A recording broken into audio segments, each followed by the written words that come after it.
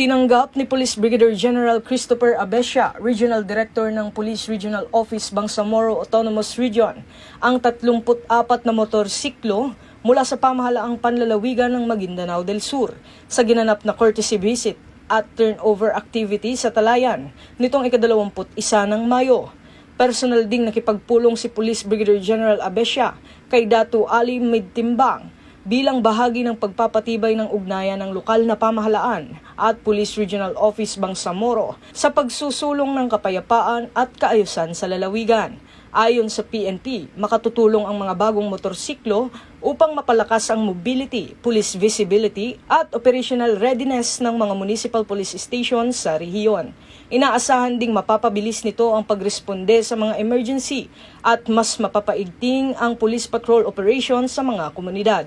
Nagpasalamat naman si Police Brigadier General Abescia sa patuloy na suporta ng provincial government sa kapulisan at binigyang diin na malaking tulong ang mga karagdagang mobility assets para sa mas episyenteng paghahatid ng serbisyo at pagpapanatili ng seguridad sa Bangsamoro Region.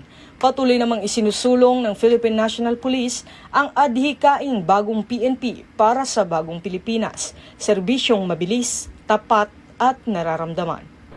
Mula rito sa PNP National Headquarters, ako ang inyong PNN correspondent, Patrolman Don Brosas, alagad ng batas, tagataguyod ng Balitang Pulis.